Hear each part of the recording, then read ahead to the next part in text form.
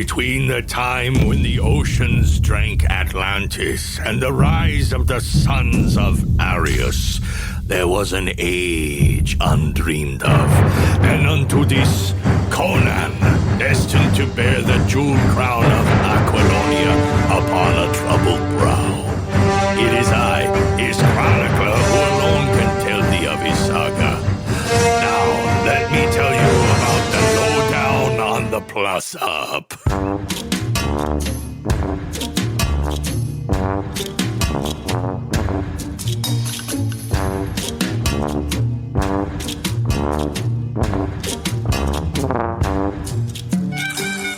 Hello and welcome to The Lowdown on the Plus Up, a podcast where we look at everyone's favorite theme park attractions, lands, textures, and novelties. We talk in, over, about, and through our week's topic, and then, with literally no concern for practicality, safety, or economic viability, we come up with ways to make them better. My name is Kelly McCubbin, columnist for the theme park website Boardwalk Times, and with me, as always, is Peter Overstreet, University Professor of Animation and Film History in Northern California.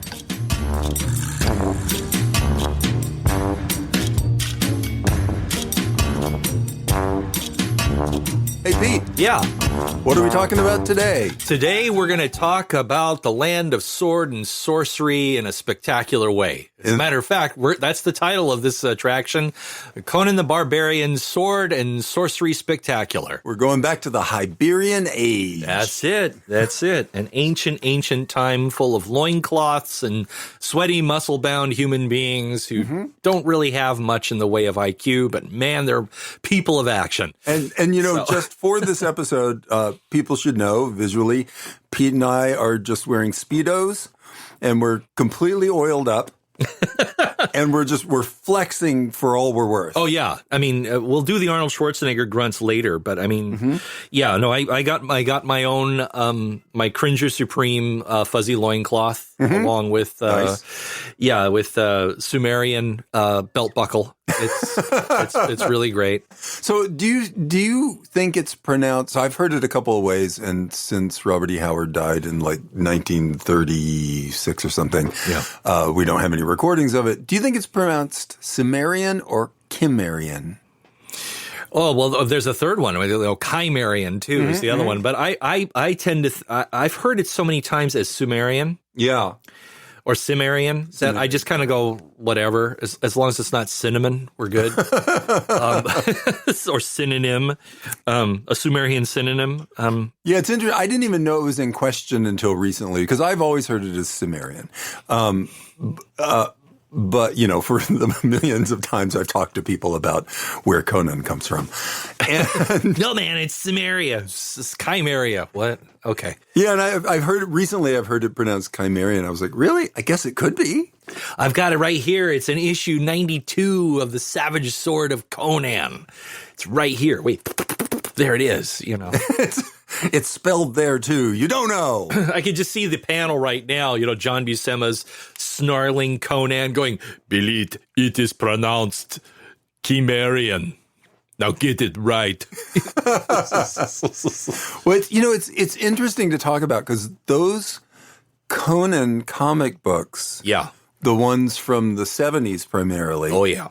They were huge. They were good. Oh, they were great. Yeah, they were really action-packed. I mean, I always view them as kind of like this weird, it was kind of like a weird branch of the Marvel Comics. Like they were never, ever involved with the dealings of the X-Men or the Avengers. There was never a crossover. Way later, like sometime in the last decade, there was an actual Conan Avengers team up. Oh, God. I wish they hadn't. Like, he wouldn't even cross over with Warlord. You know, like, it was like, well, that was because it was a different publishing company. I think Warlord was DC. Yeah. But Tarzan never crossed over with him. It was just Conan. And I think it felt like its own little universe that made it special. Yeah. And it was kind of like a dirty secret when I was younger. It was like all the other kids are into superheroes. I'm like, no, give me Conan. I want to see this, because there's a lot more action in Conan than there is in, say, like Spider-Man or the Micronauts or something at that age. Yeah, it's like those early John Carter, Warlord of Mars comics, which I have an omnibus around here somewhere. And it spins out a little bit later, but early on, those are some of the greatest action comics I ever read. Oh, yeah. They're terrific. And people don't realize it anymore, but until the kind of coming of the X-Men in, late 70s, early 80s, the coming of the second wave of the X-Men. Right. Conan was by far Marvel's biggest comic. Mm-hmm. Like, nothing else was even close. Well, it was also an international hit. It was very big in Spain. It was very big in Italy. But let's the attraction that we're going to talk about, because this is an attraction basis, not just Geekorama. Yeah. But I want to make sure that everybody understands where we're going with this. So that when the journey finally gets us there, they'll go, oh, wow, okay, that's our destination. Yeah. Kelly and I are talking about a attraction that is actually linked to one of our previous episodes. I was going to say that's the first attraction we've done that's a replacement for one we did previously. Right. Mm-hmm. So for those of you who remember our episode about Dracula being a focal point of a attraction or multiple attractions, this is one of those attractions that replaced the Castle Dracula at Universal Studios. Yes. The Conan the Barbarian Sword and Sorcery Spectacular, Stunt Spectacular. Yeah. And it was a stunt show like no other. I think the only one that has even come close to topping it is Waterworld. Mm-hmm. But this was like one of the first, and this thing came out like gangbusters. Yeah, and blew people's minds, mine included. Yeah, I know that I have seen it at least 10 times in person. Yeah, sometimes multiple viewings.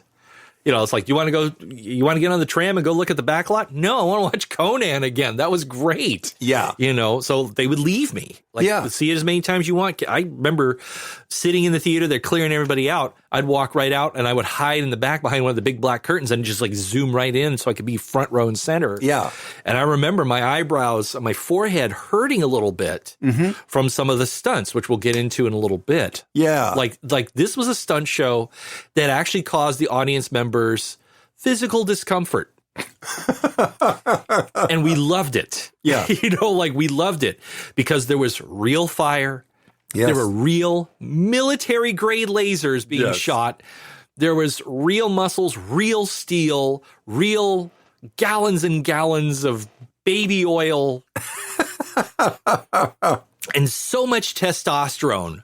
Yeah. I think that most teenage boys and some girls too, between the years of 1981 and 1990, I think actually grew beards while sitting in the front row. So it's a big deal. It's a big deal. Yeah. And, you know, this is an interesting point in history for the Conan legacy. Mm-hmm. It is also a huge turning point for the way that Universal Studios did business. But I think maybe let's lead up to that a little bit. Sure. So let's talk about Conan. Where does Conan come from? Yes. So Conan... We have to go to Texas. We have to go to Texas, to a little town called Cross Plains, Texas. Yep. Where a young man named Robert E. Howard lived with his father and mother, but mostly just with his mother. Yep. Howard's father was a country doctor in this very rural part of Texas, and so he spent a lot of time traveling quite far to treat people. This left young Robert home alone with his mother, who had tuberculosis almost her entire life. Oh, man. So it was an extremely difficult situation. Yeah. Howard reportedly was very devoted to his mother. Howard may also have been manic depressive. Yes. There's, you know, it's very difficult for us to diagnose someone, you know, died almost 100 years ago. Right. But, it seems pretty clear that he had manic episodes, and it seems pretty clear by his later death by suicide that he had depressive episodes. Yeah. Anyway, this is all very grim, but it gives us a picture of this guy who created Conan. Howard's an interesting character. He's living on his own. He's very isolated from the rest of the world. He's deeply interested in history, and not just one segment of history. He's interested in a really broad section of history. He's fascinated by the new archaeological finds that are coming out in the, you know, late 20s and 30s. And he's putting all this together in his writing. Yeah. And his writing's starts to sell. Mm-hmm. And it does okay. Mostly being published in pulp magazines. Yeah, most Weird Tales, I think. Yeah, Weird Tales, Argosy, a couple of others. But yes, absolutely. And it's in, I believe, Weird Tales where he first reads the work of H.P. Lovecraft. Good old Howard Phillips Lovecraft. Yeah, who he becomes a lifelong pen pal with. Can you imagine being the pen pal of H.P. Lovecraft? Can you imagine that? I mean, first off, he was known for writing very long letters. Yeah. And frequently. And after he died, they found 100,000 letters that he had written. Wow. Yeah. I mean, he was an insanely prolific letter writer. Can't imagine that. You know, I guess as long as you are not of any one particular non-white race, because we have to understand that Howard Phillips was kind of, especially throughout most of his life, he became a little bit more broad-minded after his marriage, but not much. But he was a pretty horrible racist. Pretty open and horrible racist, yes. Because he also suffered from his own mental illnesses. His mother was very controlling. His mother wanted a girl. His mother was obsessed with his safety. She would have every hard edge in the household filed down. So that way there was no chance that he would cut himself on like a table. Dressed him in children's clothes, and this is the Victorian era when he was growing up. So there was the tradition of basically making kids wear, you can't say a dress, it's more like a muumuu. Yeah. It's like a sexless garment that just fits over the kid. But Howard Phillips Lovecraft had to wear this until much later than normal. Yeah. Because mom was like not, but also, which is weird, whereas Robert Howard's mom is very doting. Yeah. Lovecraft's mother thought he was hideous. She hated her son and would constantly make comments about his appearance and how hideous he was. And so no doubt that led to his neuroses. Well, and so what we end up is with two divergent points of view from two people who became friends, though later in his very short life, Howard did start to become a little bit dismissive of Lovecraft. Yeah. But Howard's writing, I know we think of Conan at this point as kind of this macho, uber toxic masculinity thing, but that's not what Howard was writing. No. And we'll get to why we think about Conan that way shortly. Howard, for someone who grew up in rural Texas in the 20s and 30s, was actually a little bit progressive. Yes, he was. He had a lot of strong women in his writing. He had strong heroic trans characters in his writing. Conan, when we start looking at the stories, Conan is not the Schwarzenegger Conan. When we first see Conan, he is a wise old king who is helping his map makers fill in blank sections of the map because he's been there. He's something of an intellectual. Yeah. And he's telling stories about these places he's been to. And there is some question as you read these stories as to how reliable of a narrator he is. So this is far more complex than the Conan we see later. Yeah. Most of the younger sort of buffed out, and Conan's actually described as a little bit more wiry. And he's more like a wolf. Yeah. Yes. Yep. The younger Conan, it's backstory for King Conan, and it might not actually be true. Right. But one really fundamental difference that we run into between both Howard and Lovecraft is that they both sort of saw a similar sort of progression of civilization. They saw savagery leads into barbarism, leads into civilization. Where they differed distinctly was that Robert E. Howard thought that the barbaric era was the good one. and the reason he thought that was because he thought that was a time when everyone was just honest about what they wanted and needed. That makes sense with his point of view and how he lived his life. Absolutely. And he absolutely believed that once you hit civilization, like the one he lived in, corruption begins immediately. Oh, yeah. And Lovecraft, on the other hand, thought that civilization was the apex of everything humans could do, and that was everything we should strive for. I wonder if there was a third writer that hung out with those guys. It was like, no, Savage. Yeah, Savage was the cool one. That's the cool one. Like these three guys, Yeah. The three musketeers of weird literature. Maybe Robert Bloch. I don't know. But, That's a bit later. He was a pulp writer, but yes. Anyway. Yeah. Yeah. So apparently there is a apocryphal tale of the creation of Conan. Okay. And it came out of a lightning storm that hit Texas. One of those summer rainstorms, right? Yeah. It hits. I grew up in Texas. I'm familiar with those. Oh, yeah.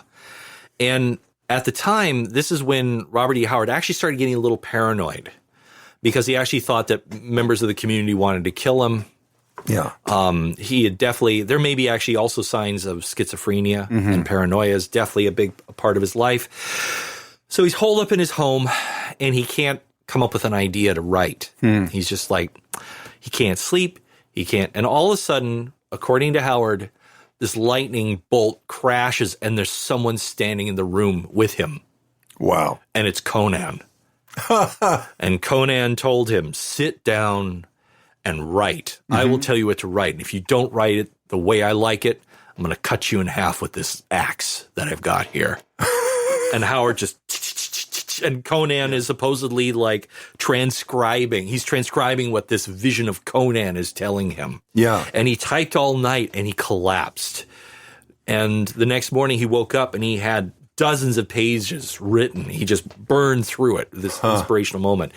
And he started getting into this real physical fitness regimen because he was always kind of a chubby dude. Yeah. But he started getting into this physical fitness regimen of working. There's great pictures of him with his shirt off and he's got his high-waisted pants on going all the way up to his nipples and just kind of, but it's because he wanted to fortify himself because he knew Conan would return. So he needed to be able to keep up with this barbarian who would show up and help him write. I wonder how true this story is. It makes a great story. I don't know if it's actually true, but based upon his penchant for hallucinations and paranoia and so forth, it makes a great story. I don't know how true it is. Like I started off, this is apocryphal. So well, and it's interesting because I certainly read quotes from him later in his career where he said that, and he wrote far more than just the Conan story. Oh, yeah. Solomon Kane. Yeah. Cull, all these great characters. And he would write like adventures set in the Renaissance. And like he was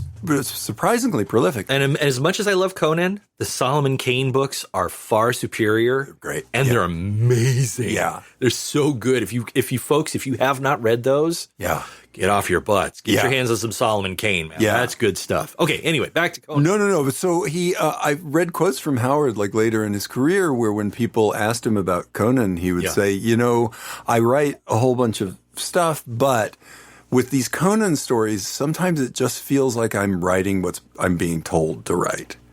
And those are actual quotes from Howard. So it dovetails into something about this story is pretty similar. And he was very physically fit as he got older. Oh, yeah. Yeah. If you look at the early, there's some early like Weird Tales covers, the pulp magazine covers. When you look at the illustrations of Conan the Barbarian, he looks more like a Roman soldier. Yeah.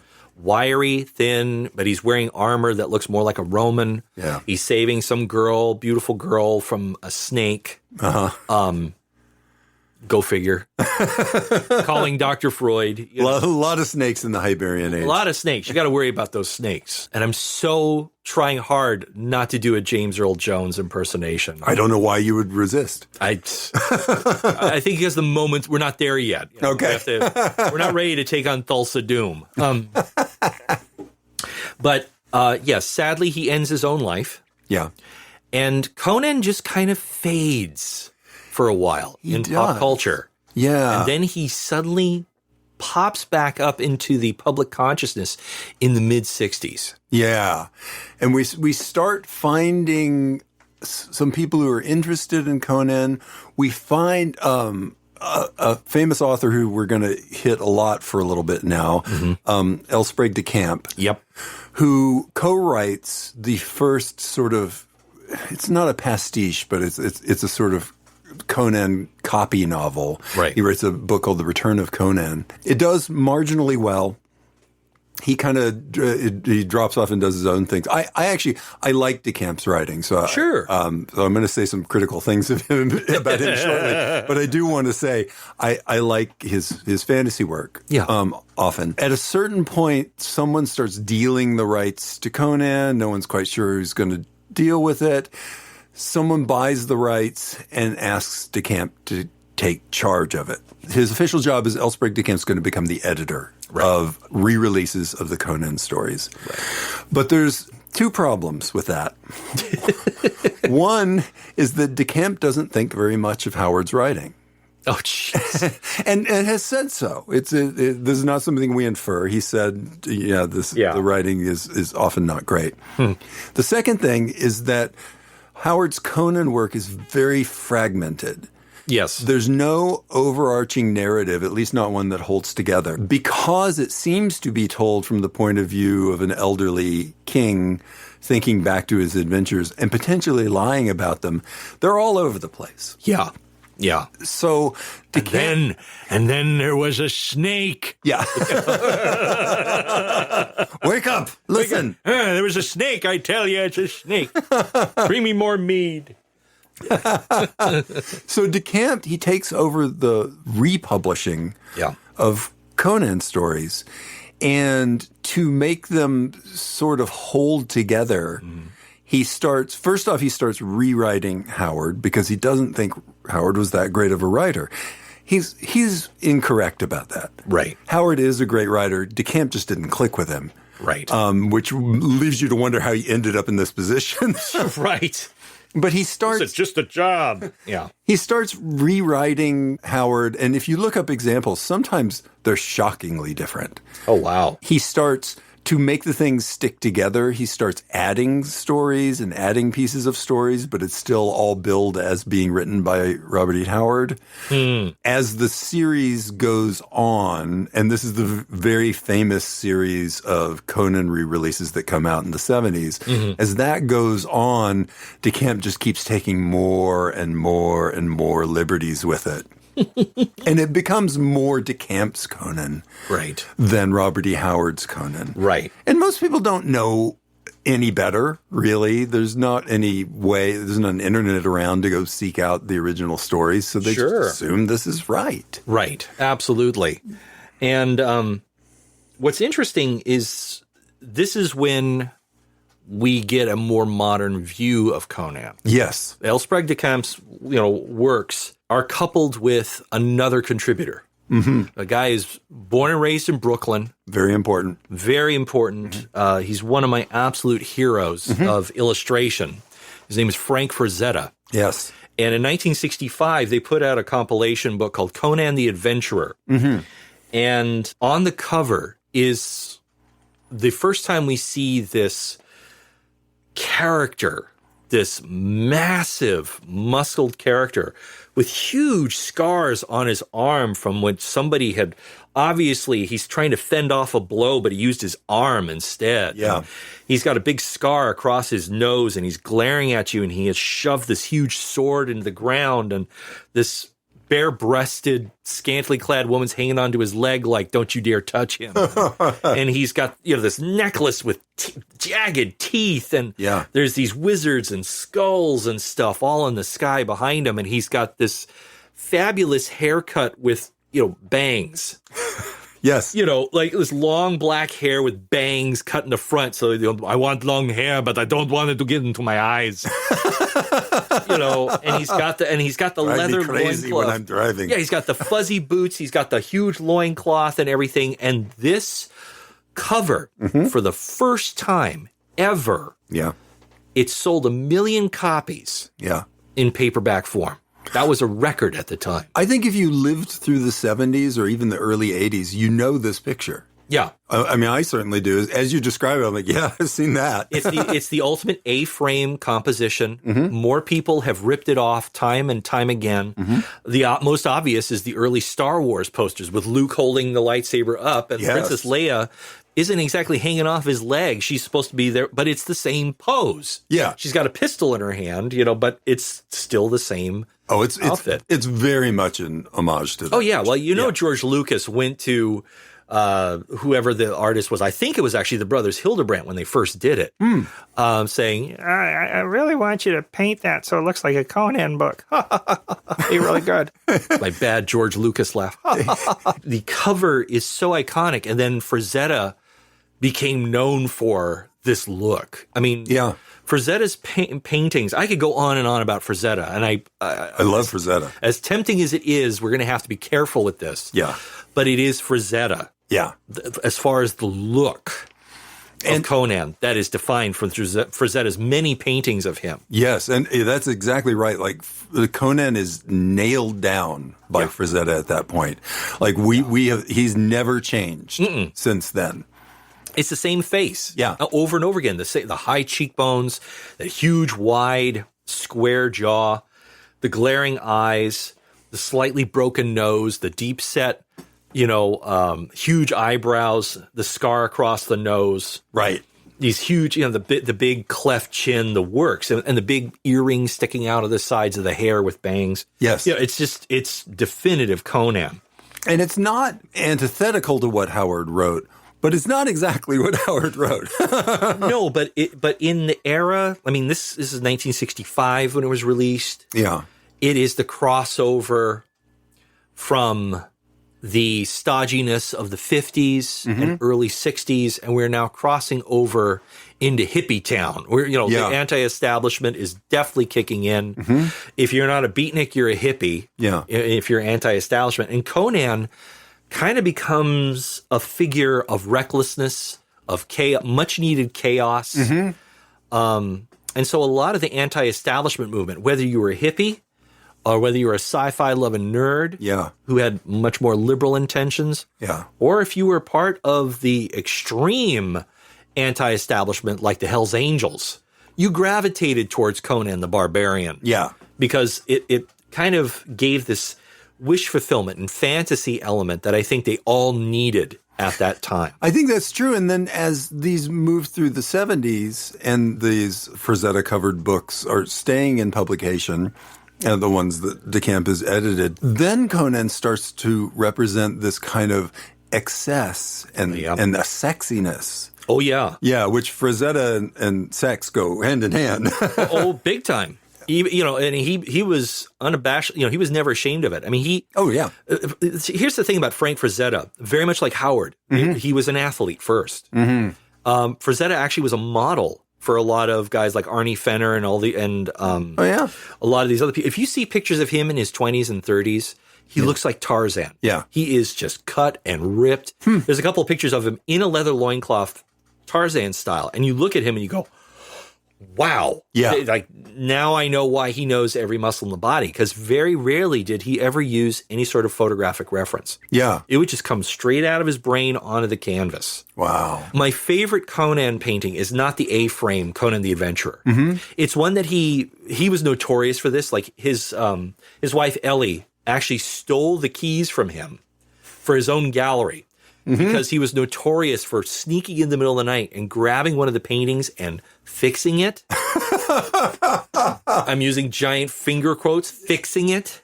So there came a point where Ellie went, Frank don't get no more key. He ain't get no key in there. He's going to go in there and change a Tarzan or something. Get out of there, Frank. No, you're not going in there. Ellie Frazetta, bless her. She was the business arm of the Frazetta fortune. Yeah.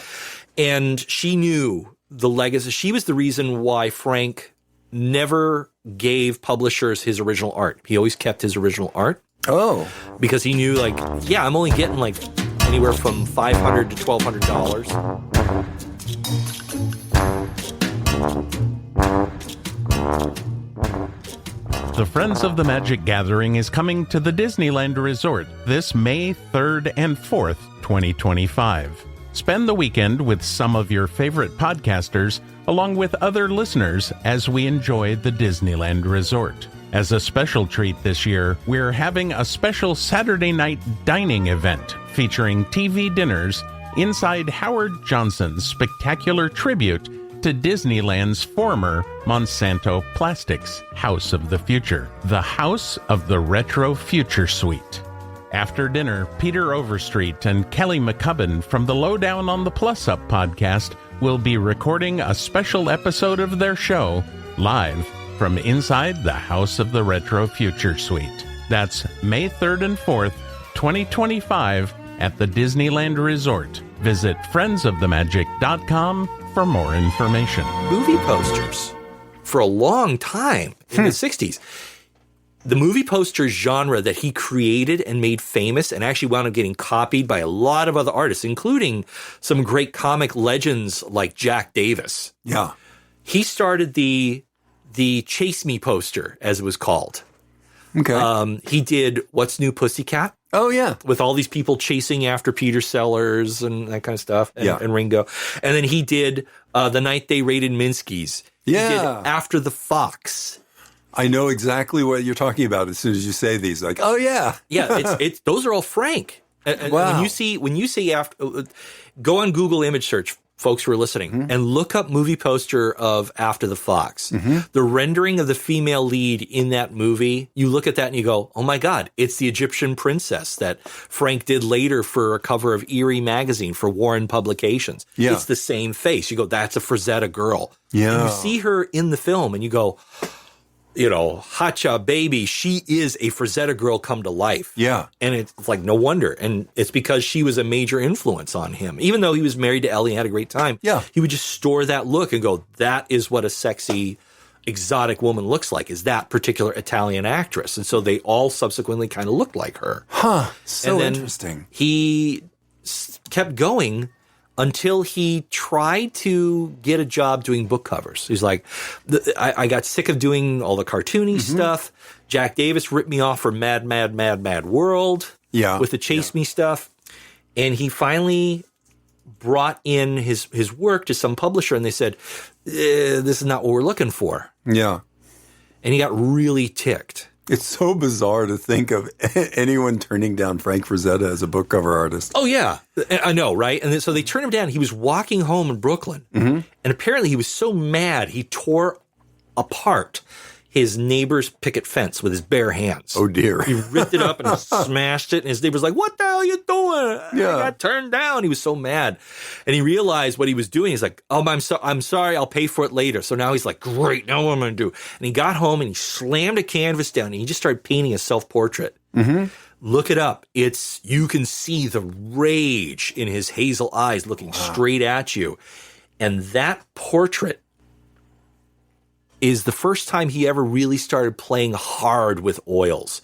That Frazetta style of oil paints, where you really get that look. It's painterly. And he went, I'm onto something here. And that's when he realized that power, that force of painting became apparent. That portrait actually helped him land the job for that Conan book cover. Wow. The minute he did that book cover, that was it. And it actually started a whole franchise of fantasy arts. Yeah. Fantasy illustration just shot through the roof. Yeah, all of a sudden you get your Bruno Bezzettas and your... Boris Vallejo, Ken Kelly.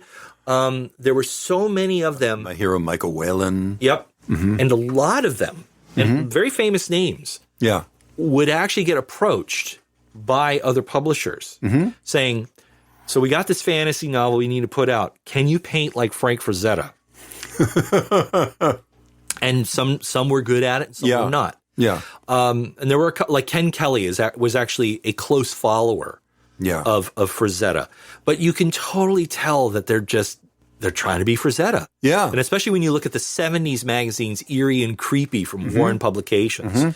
Frazetta did some of the early covers, but then as soon as he was like, I'm off doing other things, I'm going to make some real money, even though some of his covers for that were some of the best paintings he ever did. Yeah. They're extraordinary. Yeah. But there was a lot of copycats, and that irked him like nobody's business. Yeah. And there's one more person that I want to bring up real quick. Yeah. Who's also from Brooklyn, from Brownsville. Ralph Bakshi. Yeah. Whose big thing was animation. He's the man who actually saved animation twice. Disney and so forth in 68, 69 were actually thinking about shutting down the animation department. Yeah. And because of Ralph Bakshi's Fritz the Cat, everybody brought back animation. Yeah. And then when animation took another header, once more, this is going to be connected to what we're talking about in many, many ways. Yeah. it was taking a header in the 80s because most cartoons for children at the time were actually extended commercials for toys. Yeah. And so Ralph Bakshi came out of the woodwork once more going, I'm going to save animation. I'm just going to make this happen. And so he hired a bunch of nobodies who are now some of the biggest names in animation today. Yeah. Bruce Timm, John Crifalucci. As much of a creep as he is, he was actually, sorry, John, but you are. I love Ren and Stimpy. I hate the fact that he was such a creep. Yes. I will state that opinion quite clearly. But he hired all these people to do the New Adventures of Mighty Mouse. Yeah. And that changed children's television. Like, no, they got rid of the commercials and made cartoons funny again. And Yeah, that was Ralph I love Bakshi. the New Adventures of Mighty Mouse. I have some of them. Yeah. Huh. So our story for Conan is involved with Ralph and Frank, and of all people, Oliver Stone. Okay. I don't know any of this, so Okay. keep going. Okay. So what happens is Ralph puts together in the late 70s, he puts together a animated version of J.R.R. Tolkien's The Lord of the Rings. Yeah, I love that movie. And we had fantasy movies like Jason the Argonauts, The Seventh Voyage of Sinbad. Yeah. But we had not had the full-on tits and lizards, as Frank would call it, crazy sword and sandal, sword and sorcery type of movie. Oh, wait, quick interjection. Yeah. Tolkien was asked at one point about books that he liked, Oh, yeah, please. and he had read Howard's Conan and liked it. Oh, that's cool. Yeah. I didn't know that. That's awesome. And he was not someone to give praise lightly. No, Yeah. absolutely. That's really cool. Yeah. Can you imagine? Frodo Baggins, you must take the river to Khazad-dûm and take the ring to Khazad-dûm. By life or by death, I will serve you. And you have my bow. And my axe. Yes, and you have my sword. By Crumb. By Crom, you'll get that ring to Mount Doom. Come on, do it. Come on, I'm right here. Throw the precious into the volcano. Conan, there are 7 members, for the 7 members of the Fellowship, for the 7 riders of the Nazgûl. 1, 2, 3. I think you're right. Oh, God, the Conan Fellowship of the Ring crossover. Oh, so good. Begging to happen now. And then we get all of these fantasy characters mixed together. So, anyway, so Oliver Stone, Ralph Bakshi, and Frank Frazetta. okay, so here, strap in, because this is great. Ralph did a animated version of Lord of the Rings. And he did it in the only way that he knew he could do an epic movie like that. He utilized a technique by Max Fleischer Yes. called rotoscoping. Yeah. And rotoscoping, for those who do not know, is a special technique in which you use live action footage and project frame by frame live action footage onto a semi-opaque piece of glass that you can then trace drawings onto, so that way frame by frame you're capturing natural motion of a figure that is moving. Yeah. And then you can redraw your character on top of that. Max Fleischer famously doing this with his Cab Calloway cartoons, like Minnie the Moocher. It had been used by Disney sparingly. You can see it very definitely used in Snow White. Oh, for sure. Interestingly enough, they still deny it. Like the official word from Disney is, we never used rotoscoping. And the official word from me is, yes, you did. Yes, you did. Give me a break. No way. You know, to quote Ralph, he's like, there's no way you could do Lord of the Rings by hand. You can't. You can't possibly do it. You have to be able to get the action. With all the horses and the armies that are out there, you got to do it right. Well, and it's very hard to animate humans. Yes. Humans that look like humans. Strangely enough, yes. And so rotoscoping comes into play. It comes in real handy when you're trying to get human motion. The thing I love about Bakshi, and particularly in that Lord of the Rings adaptation, is he's the first animator that's not hiding it.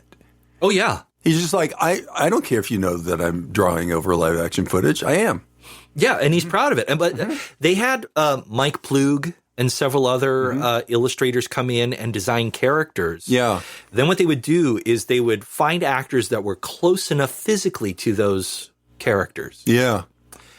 And to be the physical representations for rotoscoping. Meanwhile, they hired a bunch of voice actors. John Hurt is in it. Yeah. He plays Aragorn. The Rolling Stones, some of them were almost in it for a time. Oh, yeah. Yeah. Yeah. I mean, yeah, Mick Jagger wanted to be Frodo in it. There's a bunch of people that had done a BBC audio radio version a couple of years before. Many of those voice actors returned. So the guy who plays Boromir in that Lord of the Rings was from the radio version, as was the guy who played Gollum. Interesting. I didn't know that. And one of the more famous people is Anthony Daniels of C-3PO fame, plays Legolas. Interesting. And so There's actually a weird lot of crossover between Star Wars and Bakshi movies. Oh, yeah. Yeah. Mark Hamill's and Wizards, Yep. that kind of stuff. Wizards. It was really going to be called War Wizard, but George had me change the name. Actual quote. So, true. So what the process worked is they had recorded all the audio. Then the actors who were going to be the physical actors would get dressed up in grayscale and black and white makeup, costumes and makeup. Yeah. And they would have to lip sync. Yeah. Because John Hurt is not the same guy who's physically being Aragorn, but he's got that great gravelly John Hurt voice. Yeah. So they did the movie, and it cost him, I think it cost him $7 million. Yeah. Saul Zentz, who was the producer, had put up the money for it. And that wasn't even adequate enough for him to actually finish the entire series of books. Yeah. The movie ends halfway through the Two Towers. Yeah.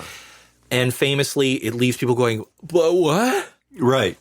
And of all people, Rankin and Bass finish it with their really horrible Return of the King. Although I do like the song Where There's a Whip, There's a Way. Where there's a whip, there's a way. Yeah.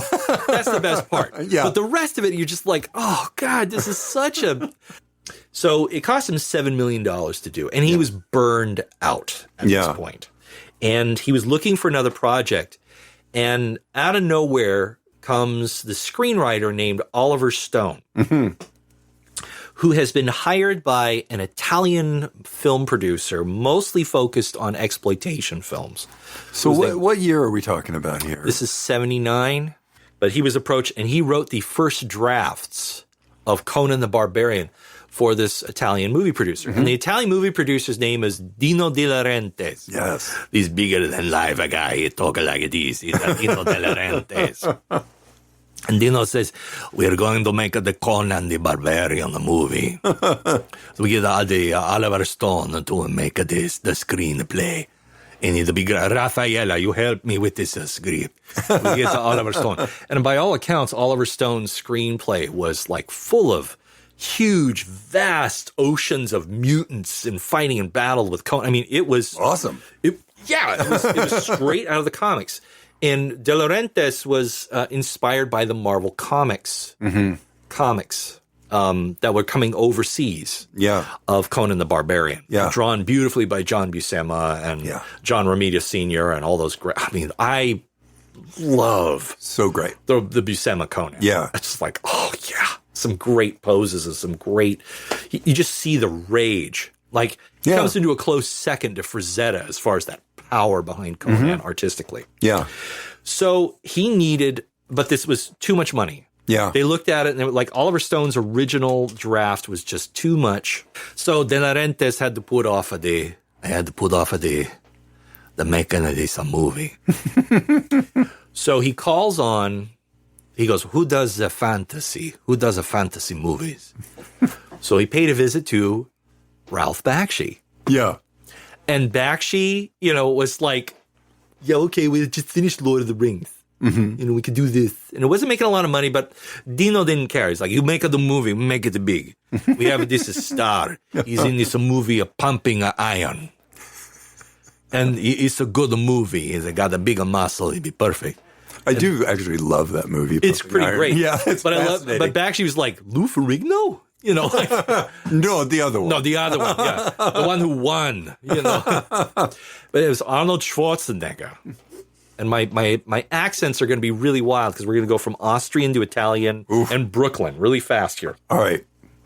So apparently there was a meeting between Ralph Bakshi, Dino De Laurentiis, and Arnold Schwarzenegger. And Schwarzenegger, like Bakshi being a fan and a friend of Frank Frazetta, was saying, so I want to make him more like Frazetta's Conan, where he's more like a wolf. You know, he's powerful, but he's lithe. He's able to move really fast. He's a warrior. He's really good. And in comes Arnold Schwarzenegger. And Arnold walked in. Why does such a little guy needs a giant desk like you, Dino? This gigantic. Apparently, he had this huge, like 10-foot wide desk to sit behind.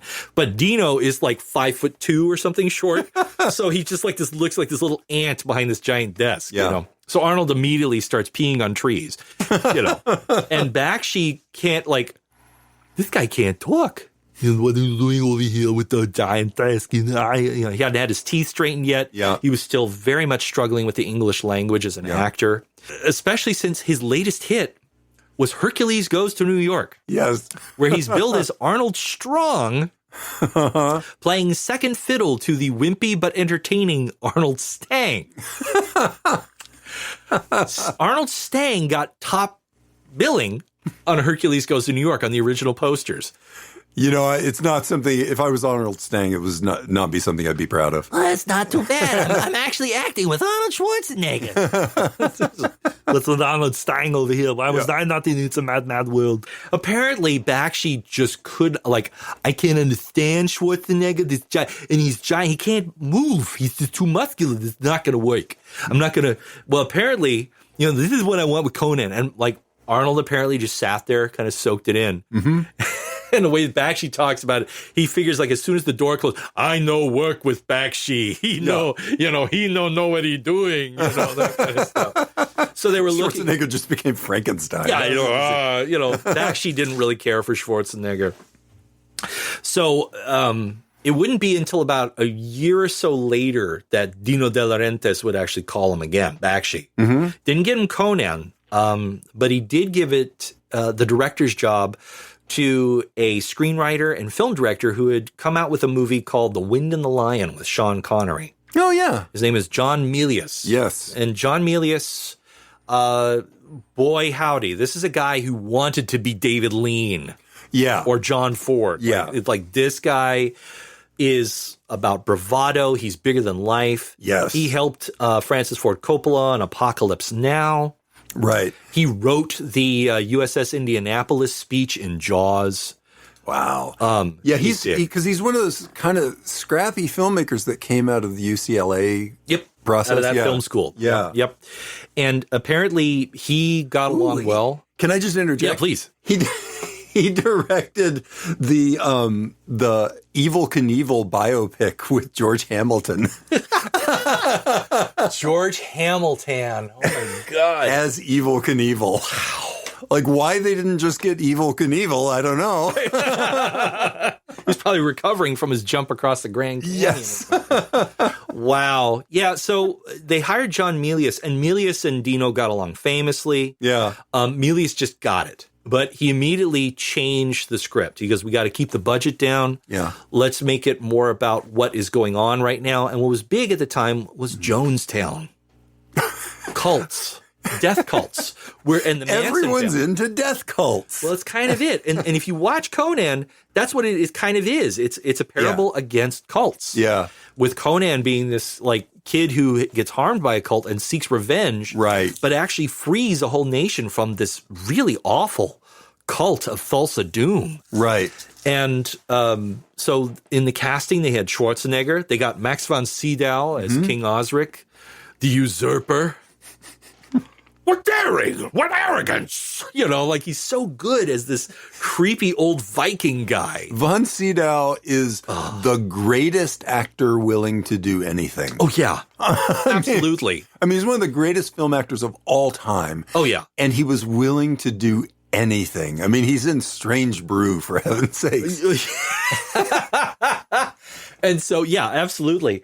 And, of course, fresh off of The Great White Hope is James Earl Jones. Yeah. And also off of Star Wars, because he's got that fabulous basso profundo voice. But he steals the movie as Thulsa Doom. Anytime he's on the screen, you are captivated by those fabulous green eyes of his and those costumes, which are very much like Milius was a big fan of Frazetta.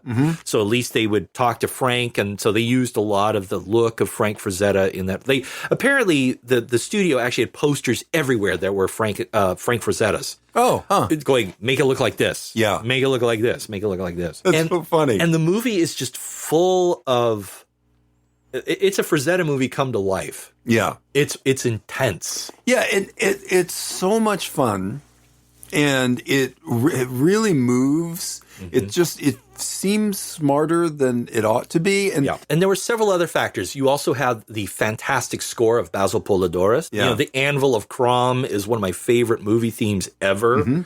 You have great special effects, great fight sequences. And here I need to take a quick little thing because there's a parallel path that we now hit. Okay. And our parallel path, we're going to go in and out of this. Okay? Yeah. Let me ask you a question. And for my students who listen to this show, don't say nothing. Yeah. Kelly doesn't know this one. You guys have all heard this one, but Kelly hasn't heard it. Okay. In the late 60s, early 70s, okay, name the first major sci-fi epic that spawned action figures, play sets, birthday, serving trays, masks, underwear, pajamas, and sleep covers, and any type of merchandise you could think of. Name that sci-fi franchise. And here's a hint. A sequel just recently came out. In what period again? The 70s. In the 70s. So I'm going to say it's not Star Wars. Good for you. A lot of people go to Star Wars, but it's not Star Wars. Yeah. So toys, it was a licensing phenomenon in our childhood. Really? Yep. I don't know. I give up. Planet of the Apes. Oh, yeah. Ape Mania. And I had a bunch of those toys. Oh, yeah. I had, like you watch the old TV commercials. There's a great one on YouTube where, because it's filmed on film, the sprockets are off. Yeah. So you got the 2001 theme, The astronaut who has landed into the future, and you can get Zira, the female scientist, Cornelius, Dr. Zaius, and the gorilla. Like anticlimactic, right? I want to just say this and people will completely disagree until they think about it for a little while. The original Planet of the Apes series, greatest science fiction film series of all time. I believe that. I honestly do. I think the first one's a masterpiece. Yeah. I think the next, three of them are really good, and the last one's not so great. But can you think of you don't like Paul Williams as an orangutan or John? I do actually, as the reader of the law. I don't think there's any film series that is that consistently strong. Any science fiction film series that consistently strong. I will actually go along with that too, because I actually think it was also bold in its choices, where they just said, like, they were bold in their what ifs. Like, what if Cornelius and Zira actually they find the spaceship and then they go through time again. Yeah. Only this time they go back in time. And we're going to do it kind of as a comedy. Yeah. And it's going to be a commentary on celebrity with Ricardo Montalban. And it's like, what? And it's going to end on a bum note. Like, they're all going to die at the end. But it's a comedy. Yeah. Like, what? Yeah. And then what if we make the next one about race riots? Like, what? Yeah. And really call it on it. Like, it's not just subtle. Like, it is not subtle. It's so good. It's a race war movie. It absolutely is. And it's so good. It's really harsh. It's really terrifying. Yeah. The recent versions, because they had to cut some of the blood out of it because it was so over the top. Yeah. Recent versions, they added it back in. I don't know that it makes that much of a difference, but it is still a kind of terrifying film. Yeah. There's a lot to it. It's and people thought so back then. And so when Ape Mania, that's what it was called, hit, you can find advertisements at the back of Famous Monsters for, get your Planet of the Apes masks, get your Planet of the Apes pinball machine. Get I had a Dr. Zaius action figure. Oh yeah, yeah. I had a Zira and Cornelius because I had a crush on Zira. Yeah. Kim Cornelius. Kim Hunter, Academy Award winner. Kim Hunter. Kim Hunter. You're just so darned ugly. But there's a reason I bring this up is because that's the first time that licensing hits big for toys. Now, there have been licensed toys in the past, but nothing to the level of Planet of the Apes. Yes. And it went, pardon my expression, apeshit. And it really made the toy manufacturers think hard. So I'm going to come in and out of this action figure discussion here because this story has some very interesting twists and turns. Yeah. And yes, we haven't even gotten to the Universal attraction yet. Let us not forget. We're pretty close. But you need to know this because if you don't, none of this is going to make sense. Yeah. Okay? So I'm going to go even further back in time. Oh no, we're slipping away from the attraction. Oh my God. You maniacs! You let Peter have a microphone! Oh, damn you all to hell! So we go back in time. And we go back to the early teens, 19 teens. I think it was 1914. Whoa, okay. Okay? Wow, whiplash. Oh, yeah. In 1914, I believe this is the correct date. We'll correct it if it is not. There were a couple of desperados who decided to rob a train because it had gold bullion aboard. And they slowed they dynamited the tracks. The train came to a stop. All right, everybody, it's a stick up. They got the guns, they got the mask, they get on board. They robbed the wrong train. Okay. And all they got was $42, a watch, and a bottle of whiskey. Okay. But because they had stopped a train, which was a federal offense, a posse was sent out after them with federal marshals. Okay. They got cornered in a barn, and one of them, a guy named Elmer McCurdy, took it upon himself to take the first shot and started a gunfight, which was immediately lost. Yeah. With Elmer McCurdy almost immediately getting shot right through the lungs and heart. Down he went. All over $40 and a bottle of whiskey and a watch. Yeah. So probably one of the least successful and one of the stupidest bank robbers ever. Yeah. His body gets embalmed by the local coroner / undertaker. Yeah. But no one claims the body. So this undertaker who's gone through all the trouble to embalm this body decides, you know what, I can make a couple of bucks. So he puts the embalmed corpse into a coffin. Yeah. Props it up in the back behind a curtain in the back of his shop. And for 5 cents, you could see the body, the dead body of a real crook, a real criminal. And he had his rifle set up next to him and he's sitting in the coffin all stiff and weird. Come and see Elmer McCurdy. And he made money for 3 years. Displaying the body of Elmer McCurdy. Okay. Now, as bodies do, they don't always last so well, so he was getting kind of tired of this. And luckily, 2 gentlemen, the Patterson brothers, show up, and they say, we're the long-lost brother. That's our brother. What about McCurdy? He changed his name. That's his alias. Elmer's our brother. Yeah. So we'll take his body. We'll make sure it gets a decent burial. No, they don't bury the body. They are, in fact, carny owners. And they display his body in a tent. Come and see the famous bank robber, Elmer McCurdy, shot through the heart by federal marshals.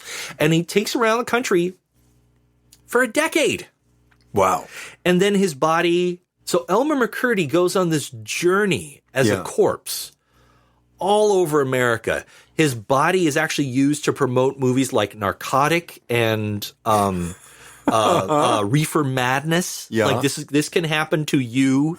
This actual dead body is being used as a promo item. It's in wax museums, haunted houses, until it finally, in the 50s, winds up in a laugh-in-the-dark attraction out at the Pike in Long Beach, California. Yeah. And it's used as a prop in a haunted house. Good old laugh in the dark, dark ride. Yeah. And it's hanging from a noose. So in the 1970s, when the Planet of the Apes mania is going on, there's another mania with another licensing phenomenon. Steve Austin, Yeah. the $6 million man. And they're filming an episode in the Laugh in the Dark. And one of the stagehands goes, can we move that body out of the way? It's in the shot. It's overwhelming. So the stagehand grabs it and the arm breaks off. And he goes, oh, shit, I broke it. So he goes outside to get some glue. Yeah. And that's when he's in the daylight. He notices, oh, that's real bone. The cops are called. Everybody freaks out. The news is called in. It's nuts. And like everybody goes, who is Elmer McCurdy? You know, and so people learn who Elmer McCurdy actually was. Yeah. Finally, the town where he was from claims his body, buries him in his birth town. Yeah. And then buries him under 6 feet of concrete over his grave. So no one will ever pull up Elmer McCurdy again. Yeah. Now, why am I talking about this? Why are you talking about this? I'm going to explain. Because there's a young boy from Long Beach, California named Mark Taylor. Okay. Mark Taylor grows up going to Laugh in the Dark and is terrified by this one corpse hanging. He goes, there's something about it. They had apparently painted him with blacklight paint. So his face was green and yellow with a purple light around him. And it just terrified Mark Taylor. Yeah. And so he always went, man, someday I'm going to design something off of that. You know, like I always remember that. It's just the creepiest thing I've ever seen. Yeah. Let's jump back to the 1980s. Universal Studios is the distributor of Conan the Barbarian. Did they distribute it? Or 20th Century Fox? Yeah. I apologize. Yeah. So the 20th Century Fox has already established a record of having... Actually, it was co-distributed by both of them. Okay, perfect. So you're both right. Okay, cool. Yeah. Well, 20th Century Fox, as a note, already had a record of putting out movies, including Planet of the Apes. Yep. And Kenner, the toy company, had made a ton of money off of the Star Wars franchise. Yeah. I think it was Mattel actually made the $6 million man. It was also known for Hot Wheels and Barbie. Yeah. But they were looking for Mattel was looking for an opportunity to get in on this licensing gig. It's like, we're making money off of Mr. Potato Head and all these. We got to get in on this. So they went to Universal and said, we want to make action figures based off of what movies have you got? Yeah. Well, we got Conan the Barbarian. Frazetta, yes, we're in. Yeah. And they started designing prototypes. Yeah.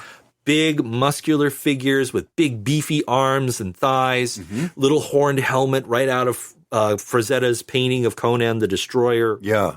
A big axe and a big sword of power. It just looks amazing. And then the toy company actually saw clips from Conan the Barbarian with all of the bare breasts and blood and violence and real dark nihilistic themes and cults and all this kind of stuff. They went, we cannot put out a toy off of this. Yeah.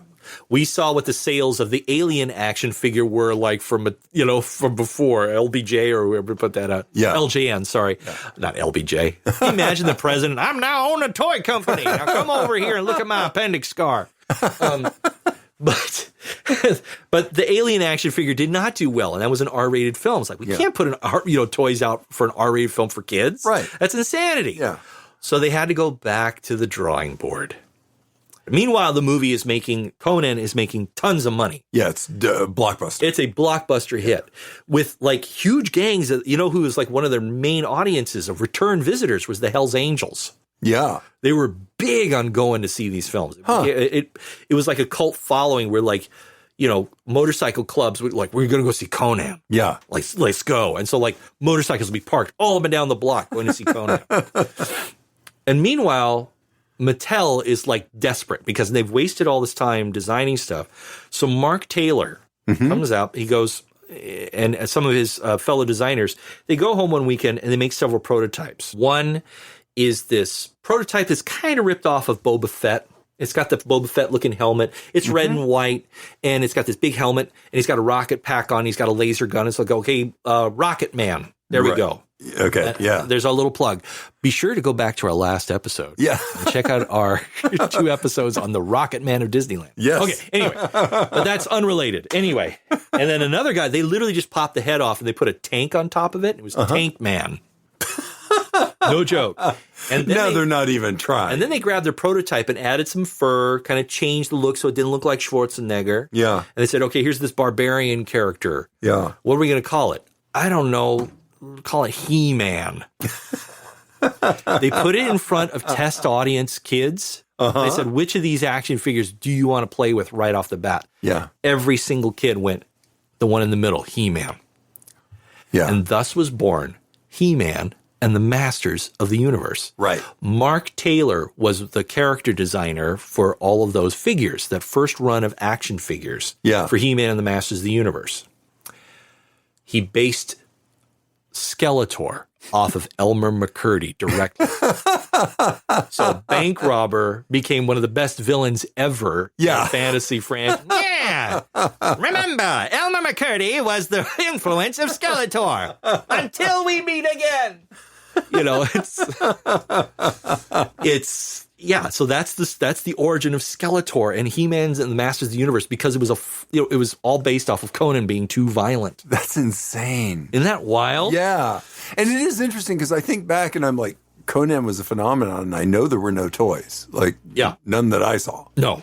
They tried. So He-Man and the Masters of the Universe became the thing.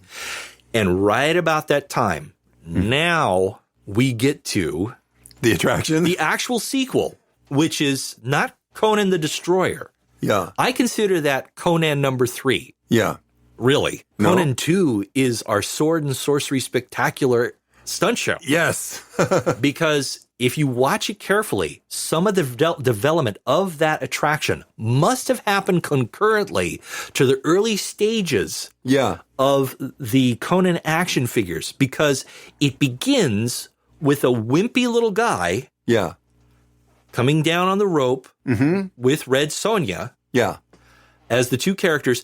They start off as like wimpy little thieves. Yeah. Red Sonja she's the buffer of the two. Like, he's actually the sidekick of Red Sonja. Yeah. And Conan goes to this whole thing, and I forget the name of the villain of the story, but the evil wizard comes around. There's like a good, wise wizard. And the whole time there's a sword embedded in ice. Yeah. And he grabs a hold of it and he says, I have the power. Yes. And transforms into Conan. And it's like, wait a minute.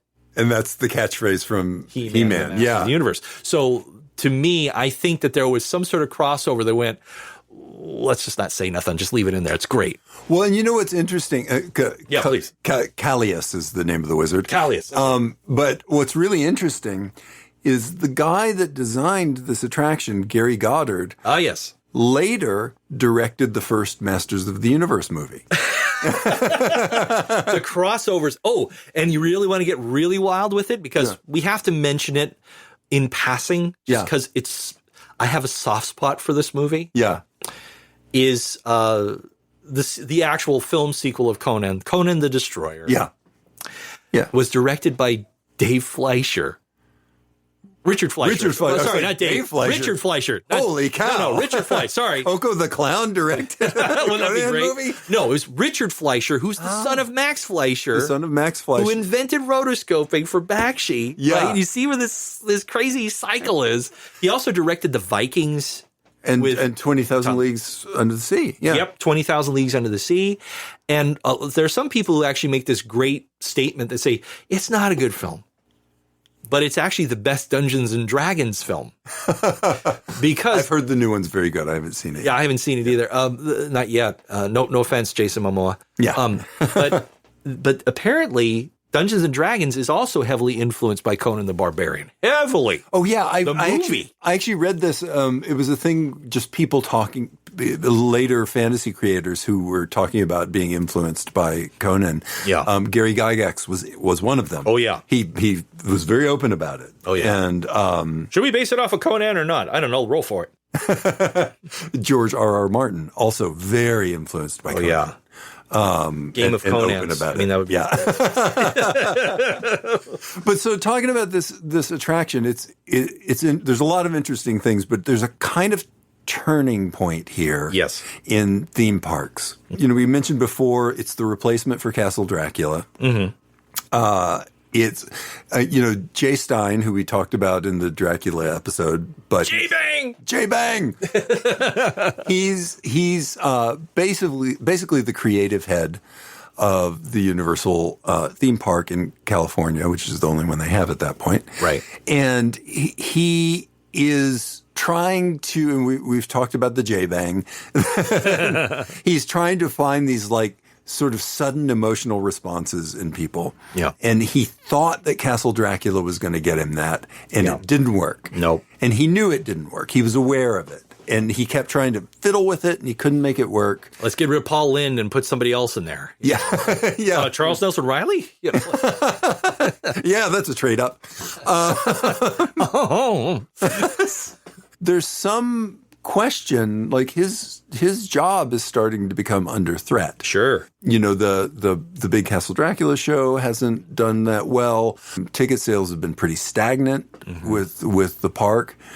And he gets this whole kind of new creative group coming in, pitching shows for the Castle Dracula Theater, and he keeps telling them, can you make the Dracula show work? He's like, I really want it. He's super obsessed with it. Finally, I have to admit, I would be too. Yeah, I get it. I get it. But finally, they kind of on the side, sort of on the sly, start designing this Conan show because it's a shoo-in. Like Universal's involved in the distribution. They won't have rights problems. Yeah. It's a massive hit. Oh, yeah. And a really big thing is Epcot Center in Florida is just about to open, which means that all of the Disney Imagineers that have been tied onto that project for a long time now are about to be cast adrift. And so these guys that are starting to look at this Conan attraction realize, there's about to be some talent in the pool. Yep. So they start trying to put together this thing. They finally come to Jay Stein, who's staying insistent about keeping Castle Dracula open. And finally, Gary Goddard comes in and says, look, next year, do you want to be running ads in the paper saying we've tweaked the Dracula show? Or do you want to be running ads in the paper that say we have a brand new Conan show based on a hit movie? Jay Stein comes to his senses. He says, I get it. You're right. Yeah. Let's do it. Nice. And this is the first time. So there's two things that happen here. One is part of the selling point to Jay Stein and to the management is that the Conan show is not like a Disney show. No. They're like, this is not the kind of thing that the guys down the road would be doing. We want to do that. And the second thing is, this is the first time they just poach all that talent. Some of it's been cast free because of the Epcot thing reaching an end, the Epcot project reaching an end. Some of it they just poach and steal. Oh, yeah. And so they have like the creme de la creme of Disney's Imagineering suddenly overworking for them. And these guys are like, the shackles are off. Yeah. We can do anything. Oh, yeah. We can be dangerous. We can be loud. We can be sexy. And they go crazy on this show. Oh, boy, howdy did they. And what's really interesting is this pattern that was set up right then still goes on to this day. Oh, yeah. Now what happens is one of these two massive companies, and, to a lesser extent, like Cedar Fair, Six Flags. Yeah. Starts a massive project. They hire up all of the Imagineering talent. It's a very specialized industry. You have to know what you're doing. Oh, yeah. They hire up all the talent. They work with them for a couple of years, or in this last case with Epic Universe that's opening like in the next week or so. They've had that talent locked up for about 5 years. Yeah. And then when the project's done, the talent gets let free, and the other company goes, come over here, we'll hire you now. Yep. And it's the same guys. Like Imagineering is no longer this singular company that just has all of the creme de la creme of these technicians. And artists. Crews like the Hedema Group and all of them, they all go through this kind of stuff. Yeah. Yep. And so, we're still seeing this. We're about to see all of these guys get let go from Epic Universe, and Disney is starting to make big plans. They're starting to think about Villains Land in Florida, and they're starting to look at the Disneyland Forward project in Anaheim. We may finally get our Black Hole Dark Ride. Yes, I'm almost positive that's what they're thinking. Or at least the Apple Dumpling Gang roller coaster. Well, now listen up here. And by the way, self-promotion, if you are interested in how the Disneyland Forward project actually works, because I guarantee you it doesn't work the way that you think it does, you should go check out my article in Boardwalk Times about it. Oh, yeah. You know, if you don't want to go read Anaheim zoning laws for like 6 or 7 hours, I'm your guy. I took care of it for you. He's like the tax man for Disney news. I am. I go through all of the folderol before you'd have to. But so it's actually a very good article. You must read it. Thank you so much. Yeah. But this is the point with Conan where this pattern starts, where the entire like theme park industry talent just starts migrating back and forth and back and forth. Mm-hmm. And, you know, when they hit Conan, when they hit this show, man, they go nuts. Oh, yeah, big time. I remember my memories of this thing are so distinct because I know I've seen it at least 10 times. Yeah. Sometimes multiple sittings, you know, on a visit to studios, specifically because I wanted to see this attraction over and over again. My poor grandparents would take me to, don't you want to see this part of the park? No, I want to see Conan again. Yeah. Because they did something very interesting. A lot of stunt shows. They used to have and concurrently, when they opened it, they had a Wild West stunt show. Yeah. It was the standard Wild West stunt show where people shooting guns, people falling off of roofs and falling onto bags, a stick of dynamite with one explosion, et cetera, et cetera. Yeah. But it was always framed in the, howdy, folks. Welcome to Universal Studios. We're going to show you how stunts are done behind the scenes. Yeah. Even Waterworld is set up like that. Hi, everybody. Welcome to the set of Waterworld. We're going to show you how this movie stunts are done. Yeah. Yay. Fast and the Furious. Welcome to the set of Fast and the Furious. Yay. Conan did something different. Yeah. They said, we're not going to acknowledge that this is a movie. This is real. Yeah. You're going to watch an action movie as a Broadway show. Yes. And we're not going to be self-referential. It's like, this is Conan, and we're going to stick to it. Yeah. This is the reality. There are swords, sorceries, and we got a dragon. Yeah. And it's crazy.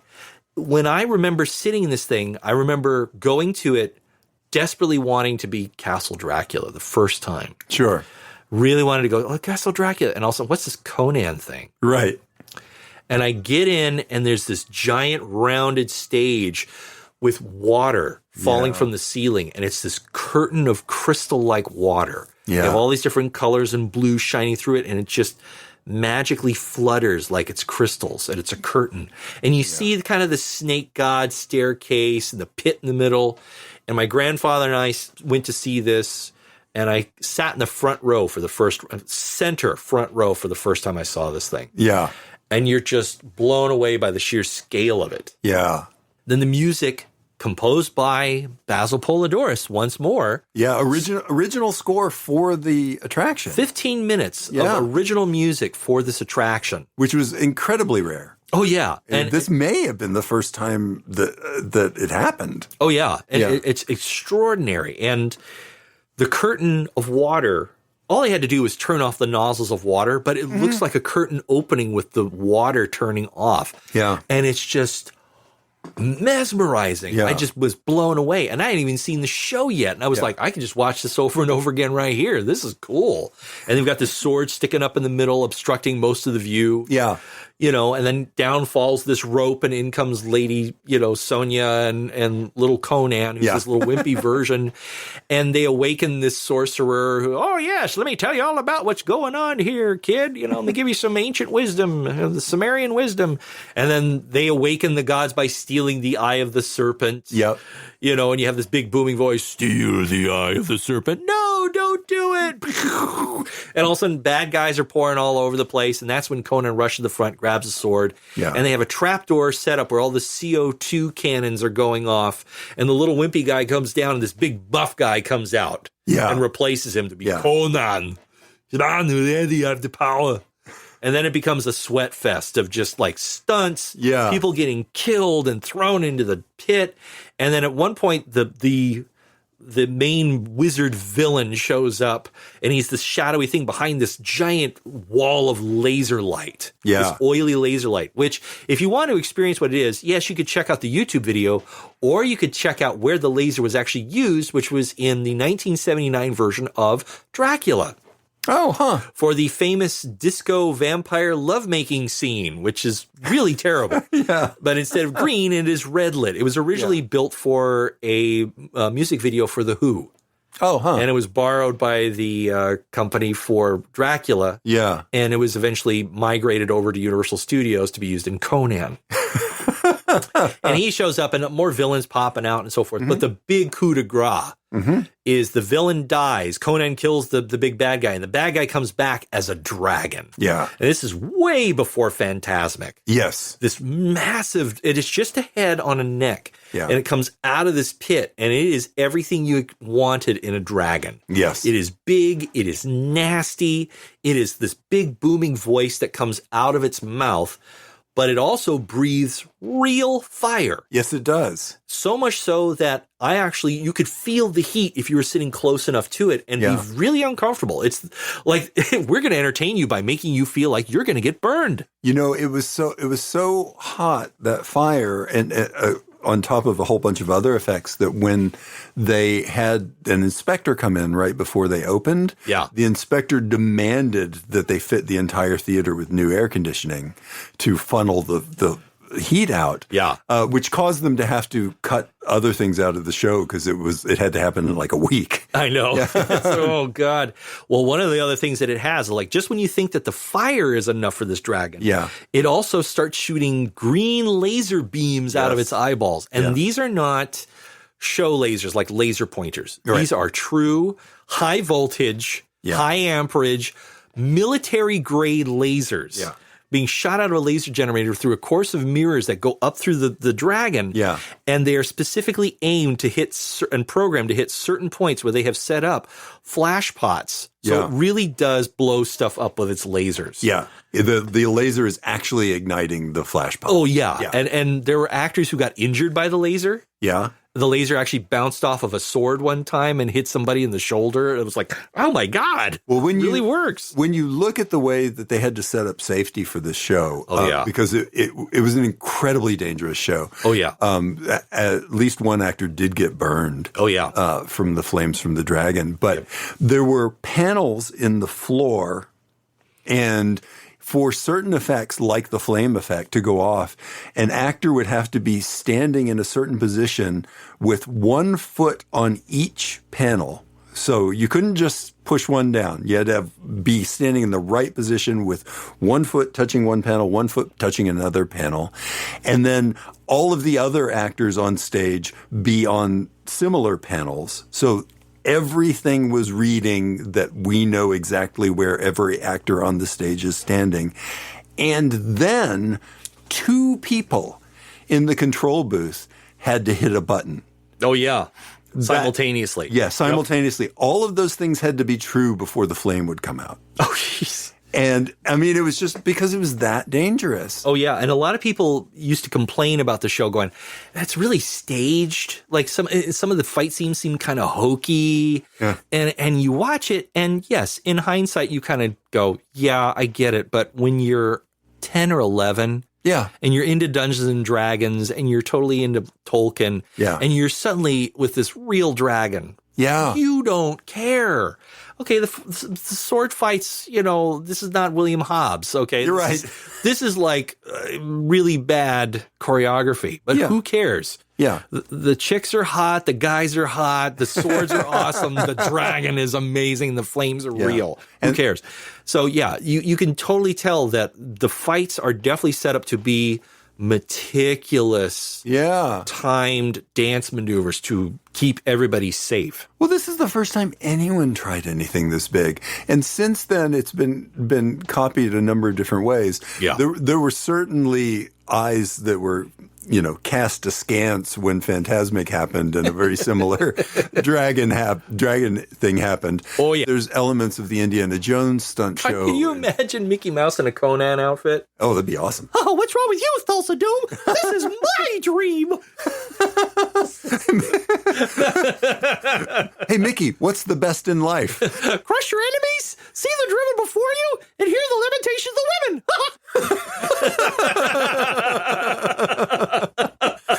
That's right. Sounds good to me, Mick.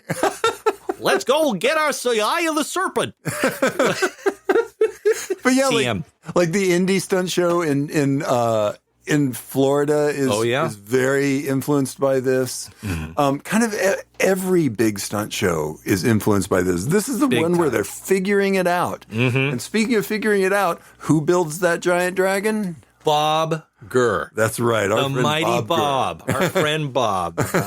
Everybody's friend. Everybody's friend, Bob Gurr. Yeah, Bob had obviously left Disney and was looking for better pastures. Bob had a bad experience working at Epcot. He did design some stuff there, but he was ignored about some things that he was passionate about and had wandered away. You often, when you hear Bob Gurr speak, you'll often hear him kind of glowing about people that he worked with after Disney. And he's very proud of his Disney work. Oh, sure. But I think towards the end of that time with Disney, he was not that happy. Yeah. But yeah, he built that dragon. He figured out how to make it work.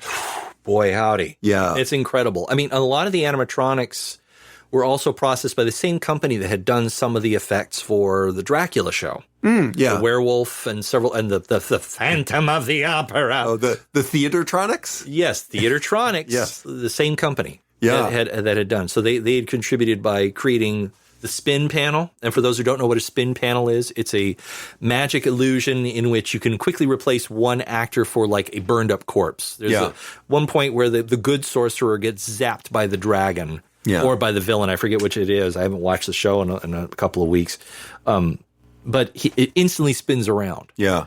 And you have to hang on for your life because you're literally rotating on this central centrifugal force. Yeah. There's a great behind the scenes video of the guy in costume and he spins around really quick and you see how fast it is and he slams in and he looks right in the camera and he goes, the magic of the theater. But he's one of the guys that actually like ignited because of the dragon. He talks about how his hair had caught on fire. Wow. So all of his beard and hair had to be like chemically treated. To resist. So with all of these safety precautions, people still got caught. Oh yeah, it was insanely dangerous. Yeah. And, one of my favorite memories of this thing was the television commercial for it.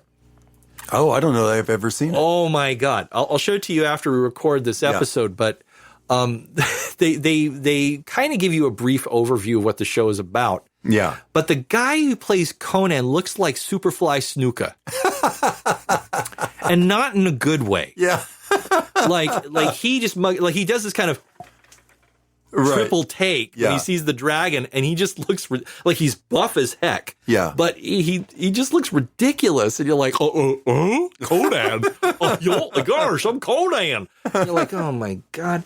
But still, it got people in. Yeah. It got people, it really got under people's skin. People loved this show and it sold a lot of merchandise. Yeah. That's the thing, I think, where it didn't necessarily sell the tickets. Yeah. But it sold a ton of merchandise. Well, one of the things that I really admire about what Universal did here was that they were hoping to kind of turn around the fate of the theater because Castle Dracula wasn't doing that well. Yeah. They put in Conan. They spent $4 million. They had budgeted $800,000. Oh, jeez. They came in just under $4 million. The $800,000 was just for the baby oil. Yeah. For the actors.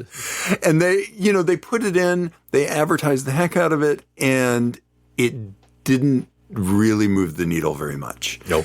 And yet what Universal did, and I'm really impressed by this, is they just stood by it. They said, this is the model for what we're trying to do. It's not Disney. One of the things that was interesting was Jay Stein, when they were developing this, kept trying to argue about that thing you were talking about earlier about like being more self-reflexive and, and actually having some audience participation going on. And the developers kept pushing back and saying, first off, it's way too dangerous with what we're trying to do. And second, we just want to build a giant fantasy show. Yeah. And so Universal, they built this thing. They went as far as they could go with it. They spent a lot of money. They did some really innovative things. It didn't seem to really make them a ton of money in ticket sales, but they just stuck with it. And they said, no, we don't care. This is what we want to do. Mm-hmm. And they kept that thing in there just about 10 years. Almost, 10 years. They actually did have a discussion briefly. Yeah. About how they could cash in on the popularity of another fantasy franchise, a.k.a. Masters of the Universe. Because Conan the Barbarian set off, and someone actually, some people would actually argue that it was actually Bakshi's Tolkien adaptation. Yeah. But I would argue that it's a combo of both. Yeah. That set off the 80s fantasy genre with movies like Neverending Story, Krull, Deathstalker, Beastmaster, Tor, all the Sorcerer. Yeah, let's just go down the list of all fabulous. Oh, Krull. I love Krull. I wish they had made a Krull Sword and Sorcery Spectacular. Yeah. But that's a different story. Save it for your plus up. But anyhow, what was I going? Starting the fantasy genre. They tried it because of the fantasy genre. And a lot of that was driven by kids who really wanted fantasy at this time. You have to understand that this is the era of Ronald Reagan's America, where people were not feeling a lot of autonomy. People were feeling very oppressed at the time. Part of the appeal of Masters of the Universe for kids was the fact they felt empowered by these characters. Yeah. And also the narrative was very loose. Yeah. It was very easy for them to go, well, Skeletor's obviously the bad guy. Yeah. Teela and He-Man, they're obviously the good guys. And when they came out with She-Ra, Princess of Power, that was it. I mean, He-Man and the Masters of the Universe actually had a very interesting gender spread as far as sales. Yeah. A lot of girls loved the He-Man action figures. For that very reason, they felt empowered, especially when they found out that they had a Teela character, which was He-Man's friend. Yeah. And then as soon as they came out with Princess of Power, the sales were insanely good. And boys kept up with Princess of Power. They liked some of the villains and the characters for She-Ra. So it was very interesting on how it really wasn't either a boy's toy or a girl's toy. No matter how it was marketed, it actually sits somewhere in the middle. Yeah. So Universal decided to try and cash in on this to try and get the people in the theater for Conan. So there was actual discussion of, well, can we just reface it and make it He-Man? Yeah. They thought about it. And I guess the consensus was there are too many factors to change things. Yeah. That it would literally it would be too obvious that it's a reskin. Because you have to have all these safety procedurals, you have to have all these different things that are set up. But it would just be a reskin. The audience would know it, and the amount of money it would take to do that just doesn't make any sense. So Universal Studios did a very interesting promo because there was another franchise that was also making it big. Yeah. Strangely enough, animated by the same people behind the Rankin and Bass Hobbit. Which included some people who had eventually found Studio Ghibli. Okay. Including Hayao Miyazaki, although he didn't work on this show. Yeah. But there were others who did, who would work at Ghibli. And that show was the Transformers. Oh, yeah. Yeah. So you had Transformers for sci-fi, and you had He-Man and the Masters of the Universe that Christmas, 1984, something like that. Those were the big ones. Yeah. The Masters of the Universe only had Castle Grayskull, like one tank vehicle, 4 villains, and 4 heroes. Yeah. That's all you had. Yeah. I think it made Mattel somewhere in a 7-digit range, about 3 million. Yeah. The next year, it went up to 15 million, and the following year was 36 million. That's how fast this growth was. Yeah. And everybody tried to get on board, whether it was Black Star or whatever. There were all these different fantasy characters that suddenly became toys and TV shows. Yeah. Then Universal decided to try and bank on that. Yeah. What we got instead of a reskin of the Conan show with Masters of the Universe was we got this giveaway. And there's on YouTube, you can actually see this toy commercial for it. And it's these actors kind of dressed up as He-Man and Skeletor and Man-at-Arms and Teela, Beast Man. And they are very reminiscent of a trend at Toys R Us in which it would have actors dress up as characters to promote the latest toys. because that's all it really was. Yeah. There's a point on the tram tour that used to be a halfway point where you would get off the tram halfway through and get to walk around on the back lot. Right. And you could have lunch. They had like a cafeteria there. And I think they had a couple of like the wonder of special effects. This halfway point is at the bottom of the hill and is essentially now where Jurassic Park the ride is. Yeah. And they used to famously have this one attraction where it was originally meant to be for the $6 Million Man, in which it was a van that was counterweighted so little kids could lift up a van. Oh, that's strong. awesome. Yeah. And then they eventually repainted it so it looked like the A-Team's van for some reason. So I guess you were supposed to be like Mr. T lifting it or something. Okay. I pity the fool who don't eat my cereal. Lift it up. But at the time, at the same standpoint, they had a special giveaway in which you would get Masters of the Universe toys. You would get a toy, which for being one of the biggest Christmas sales over Star Wars at the time was Masters of the Universe. So yeah, we went. I got a Ram Man action figure, which I was really pleased by. Yeah. But yeah, you got to have this experience, but it was kind of hokey. Yeah. And it was like, thanks for the free toy, but the rest was kind of like, oh, okay. Yeah. It was like this weird, it looked like a parade float that had been chopped off and put there of like a very miniature version of Castle Grayskull. You're like, right. That's Castle, it's really teeny. Yeah. But like in the promos, they made it look like really huge, you know, but it's like, I think it was 10 to 12 feet tall, if that, but it's just a backdrop. Yeah. But it was like, okay, this could have been something really special. As a Masters of the Universe fan growing up. I was not into G.I. Joe or Transformers. It was Masters of the Universe for me. Yeah. Which explains a lot. And then they did the following year, they redid it, only this time you also could get a Transformers toy. Yeah. And they were like the little guys, like little Bumblebee action figures. Yeah. They weren't like a big but you got a free toy. It was cool. Sure. But it just never quite clicked. Masters of the Universe was constantly pumping out new episodes on TV. Right. Animated by Lou Scheimer Productions and Filmation. And my mentor, Sheldon Borenstein, from college, he was an animator on Masters of the Universe and She-Ra especially. Oh, okay. So he was working at Filmation. It was one of his early animation gigs.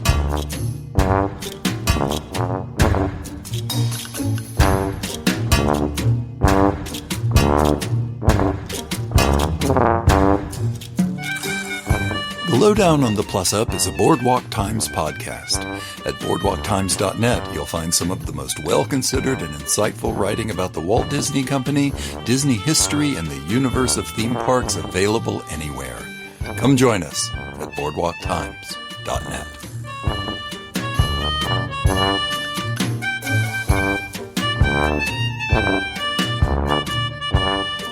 Actually whittled away the chances of sales for Masters of the Universe. And it just kind of withered. Yeah. It just kind of withered away with everybody trying to make these franchises, but just people had moved on to other things at that point. Yeah. Toy-wise. And plus, the children that they were advertising, my generation, were growing older. We weren't looking to play with action figures anymore. There was a whole nother generation. These were the kids that were growing up on Teenage Mutant Ninja Turtles and that kind of stuff. So that was the following generation. My generation was Thundercats, Motu, and all these other shows. Herculoids. Oh, gosh, the Herculoids. Oh, yeah. Humanoids. Yeah, all those great. Inhumanoids. That was it. The Inhumanoids. Gosh, so great. Anyway, so it almost became those toys became a parody of what had come before, you know, and unfortunately it started to show. Like you watch video of the Conan show from the 80s, and there just seems to be an energy there. But when you look at the later shows, like some of the videos that are on YouTube from the 90s, just before it goes away, you can definitely see they're just running through the paces like, oh, whatever. Okay, I've got the power of the sword, mighty, whatever. Yay. And it just lacks the energy. Well, and you know, you've got all these other shows that have come through that maybe are marginally doing better. Yeah. You know, at their other theater, the Waterworld show, the A-Team show. The A-Team show. I feel like there's something else that I can't remember, but the you know, things that are really taking focus. Also, the bloom is off the rose for Conan at this point. Yep. Like, there's not been much in the way of Conan product and very little for a long time that anyone has really loved. Yeah. I think they tried to do like a series at some point. 1992, there was The Adventures of Conan. Yeah. And it was not good. So they're coming into the early 90s and they finally are like, let's give it a rest. Literally a different world. Yeah. I mean, Reagan was no longer in the White House. Right. Bush in the White House now. Right. And we had the New World Order, and we were about to cross over then into the Clinton years. Yes. And that's about when the world just kind of changed. Yeah. We were really entering into the 90s. Right. With finger quotes. Right. The big 90s transition. Conan just didn't seem to have that place anymore. Yeah. We also had the rise of the AIDS epidemic, which kind of killed off a lot of people's sexual liberation. Mm-hmm. Yeah. So there was, once again, we had a kind of a rise of repression that was kind of taking over at that time. That type of 80s excess just couldn't exist anymore. Yeah. And you know what else is really interesting is there's a kind of dovetail here with Robert E. Howard's actual writing. Yeah. His original stories, without L. Sprague de Camp's influence. By the way, you know who was invited to the opening of this attraction? Who? L. Sprague de Camp and his wife. Nice. Yeah. Did he walk through and he goes, "It's good, but I have some changes I want to make. I got some cuts. I've got some notes." But it's been since maybe the early 50s that Robert E. Howard's unedited, unchanged, unadded to works have been available. Wow. And they first start becoming available again in the 90s. Yeah. So this is an interesting dovetail. Like this thing, the kind of altered version of Conan, the Frank Frazetta, L. Sprague de Camp variation on Conan is finally being put aside, and the original Robert E. Howard writings are suddenly becoming available again, and this show closes down. Yeah. It's interesting. And I was sad when it went away. Yeah. But at the same time, it's like, it's been around for 10 years. Yeah. It's time. Yeah. Even I, the big fan of this show, was like, it's time. I think let's see what else they would come out with. And what we got was Beetlejuice's Rock and Roll Graveyard Review. But that's another show. Yeah, and I got to be fair. I've never seen Beetlejuice's Rock and Roll Graveyard Review, so I don't know. You're not missing much. Yeah. No offense to anybody who was in that show. But no. Okay, so with the closing of this, I think we have touched upon the fact that we have, the origins and the rise of Conan and the fall of Conan, but also the fact that this really set the tone for Universal Studios' approach to making attractions from here on out. Yeah, and it's really true. Universal was deliberately trying to be not Disney here. Yeah. And they also recognized that people that worked for Disney were people that could also work for them. Yes. Yes, indeed. And this is where things start to split, except for that it doesn't take too long to where Disney seems to be trying to be like Universal. Eisner. Katzenberg. Yeah. And so that's interesting because Universal is trying to kind of separate themselves away and carve their own identity, and Disney's seemingly trying to kind of veer towards what they're doing, which that's a whole other discussion we could talk about for hours, and we should probably save it for another time. But this is the point where both of their identities start to shift. Yes, absolutely. Well, I think we've actually reached a point in our show where we take on the second half of our title here, and without any thought of safety precautions or budget or anything else, we can come up with a plus up. And I'm going to actually put this one on you. I've been doing a lot of the talking this episode. Okay. So you did that on Rocket Man. Fair enough. But this time you get to go first with your plus up. So I was thinking about it, and I'm like, it's a theater show. I want to keep it a theater show. I want to get it back to being a stunt show. Mm-hmm. And I want to get it back to being a fantasy show or something like a fantasy show. Mm-hmm. And it occurred to me, so I started thinking, like, what properties would be really cool as a fantasy show? Something a little more current than Conan. And so the first thing that popped in my head was like, Lord of the Rings. Like, yeah, that could be pretty cool. It's not that current, but, it's still kind of in the zeitgeist. Sure. I'm sure if you asked Universal executives, they would say Wicked, which actually could be kind of neat. True. But then it hit me, the obvious answer. This is so clear. I don't even know how you're going to have a response to this. The absolute answer with what to put in the stage is the world of super marionation. A giant stage show that brings together all the great works of Jerry and Sylvia Anderson. I'm dangling around like a marionette, wiggling my lower lip like a talking Thunderbirds character. Thunderbirds are go. And it'll be a big stunt show. Everyone will look like they're marionettes, but they'll be real people so they can actually get hurt. and we'll bring in the Thunderbirds. We'll bring in the Stingray. Oh my God.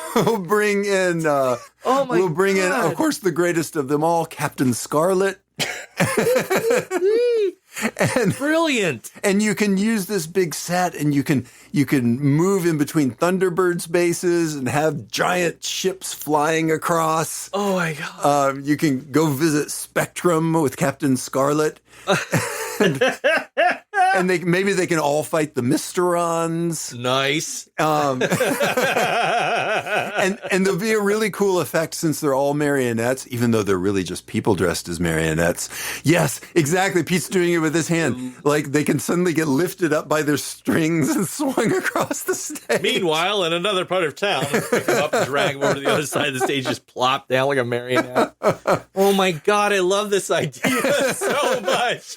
Rockets taking off. They're doing espionage. I think this is actually a traveling Broadway show that needs to happen. Yes. The Thunderbirds are Go the musical. And it would actually bring everything full circle because as we know from reading Ken Bruce's book, Before the Birds Sang Words, yes. Animatronics basically start with super marionation. Oh, yeah. That's where they start. Oh, yeah. So we're coming full circle. We're bringing super marionation back. I love it. Lady Penelope. And oh, my God. I love this. So that's my plus up, a giant super marionation world of Jerry and Sylvia Anderson show. Okay. I love this. That's so great. It's the obvious answer. It right? is totally obvious. Oh, man. That's a good one. I don't know how I'm going to top that one. Yeah. Well, the one I had, so my plus up is taking us back to some of the previous attractions with the interactivity that Universal was known for at that time. Yeah. Of pulling people out of the audience and making them part of the movie experience. Yeah. Right. But also coming back to the stunt show aspect of the over-the-top creatures and stunts and theatertronics and animatronics. But with the animatronics being what they are now, especially what we're seeing with Epic Universe. Holy cow, those look amazing. There's no excuse not to do something like this. Yeah. Is to bring back, it could be in that same theater or maybe it's in another part of the park, is to do the Dungeons & Dragons stunt show. Oh, yeah. In which several lucky people from the audience are pulled up out of, two adults, one teenager, two teenagers and one kid. Yeah. And they're each given a particular character class. Yeah. Like, it's like the 80s cartoon show, Ranger, Magic User, Paladin, Barbarian, I'm the Dungeon Master. And you could actually have Dungeon Master, and you're going up against, Venger and whatever you want. I mean, Venger and those kids are now canon because they are in the new Dungeon Master's manual for Dungeons and Dragons for its 50th anniversary. They are acknowledging that those characters are canon. Wow. And they are actually in the Dungeons and Dragons Honor Amongst Thieves movie. Oh, wow. That's great. They're part of the dungeon crawling sequence where they look, the main characters of the movie look left and right, and there's one crew over here, and they look over to the left. The only thing that's missing is a baby unicorn. But they're all there. It's like, oh my God, it's the characters from the 80s show. That's awesome. And you roll with it. Like, if you know, you know, and if you don't, it doesn't really matter. It's fine. So the premise would be is that you learn about the world of Dungeons and Dragons, and instead of this being a standard stunt show, you actually do the referential thing. Yeah. But it's not about the magic of the movies. It's about training to be those particular character classes. Okay. So you take them backstage, you put them in a cheap little costume, probably fireproofed. Yeah. And you make them do a trial. You're actually in the Adventurers Guild castle. Yeah. In which you train to be a dungeoneer. Yeah. And so you get, the paladin has to do this particular action that is a magic illusion or a stunt or a thing where it's safe-ish for the characters to do it. But then the audience is watching, cheering them on, and they get to be the star of this 30 seconds where they have to, all right, cross the beam. Now look for this. Now look for this trap. Okay, you win. And then like the character who's the thief has to do something, but they actually die, right? They actually have like the spin around wall where they're incinerated. They're like, oh, she failed that one. Oh boy, And then you have the kid do something where they're dropped into a pool of water. They're stuck in a gelatinous cube or whatever. Yeah.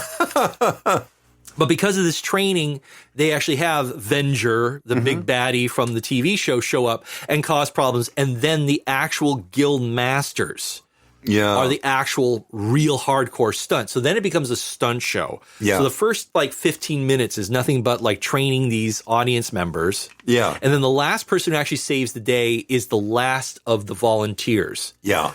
And they actually, pull the sword or put the gemstone or kill the dragon. So it's this big starring moment that's actually an audience member. Yeah. And the rest, all the big dangerous stunts are done by actual stunt masters that are supposed to be the ones training them to do the dungeoneering. Right. But you still have this over-the-top, universal, fire-in-your-face kind of stuff. But it ties into the magic and interactivity of Dungeons & Dragons without having to worry about roll for roll for intuition, right? Whatever.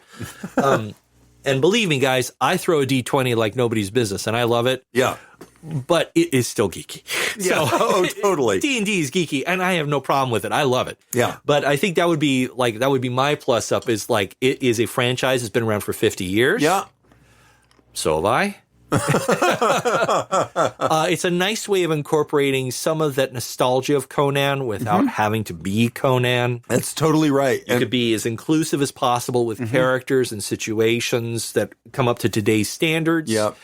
You can go violent if you want to, but if the audience reacts, you can actually tone it back if you want to. Yeah, you've got that classic, like, universal, let's make the kid the hero and let's embarrass dad. Yes, absolutely. And I think that'd be fun as hell. I think it'd be great. Yeah. Super fun. I'm in. I would buy a ticket just to do that. Yeah. Like that's kind of what I wish they had done with Harry Potter is have like, a class that's the Defense Against the Dark Arts show. Right. And you're training people how to fight the dark arts, but you embarrass dad, you have the kid, the hero, that whole thing. Totally. It just seems like leaving money on the table, doesn't it? I know. So come on, Universal, get on it. Yeah. Put some J-bangs in there. Let's go. Yeah, that's what they need. They need more J-bangs these days. They do. Absolutely. And by the way, I am still working on the t-shirt.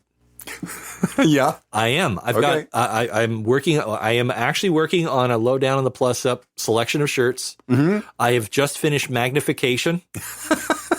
And I've begun work on J-Bang. So, it is actually happening, folks. Keep your ears peeled for the line of T-shirts to help fund Kelly's and my journey to the epic universe. We'll be able to buy, with your proceeds, we'll be able to buy a churro. That'll be great. Yeah, it may be, depending if we're lucky. Yeah, prices these days. Yeah, ever since the churro flu broke out, the price on churros is really high by today's standards. So, well, I think that wraps it up for today's show. Yeah. I'm Peter Overstreet. And I'm Kelly McCubbin. And you've joined us for The Lowdown on the Plus Up.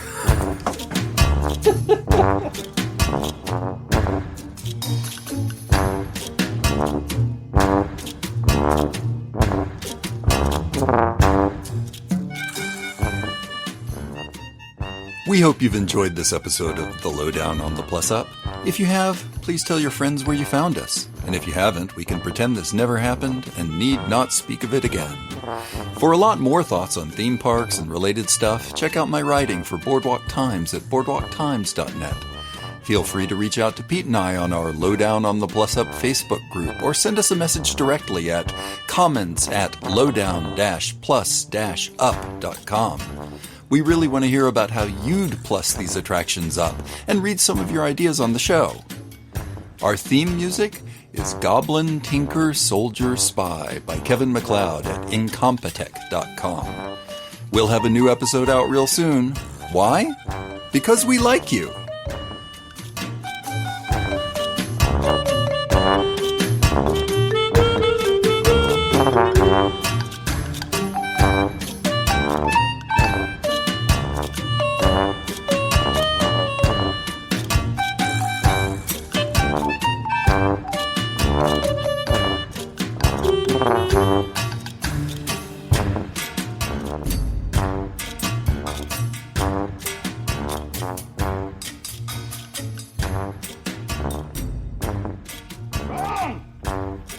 Conan, what is best in life? Crush your enemies, see them driven before you, and to hear the lamentation of their women. That is good. That is good.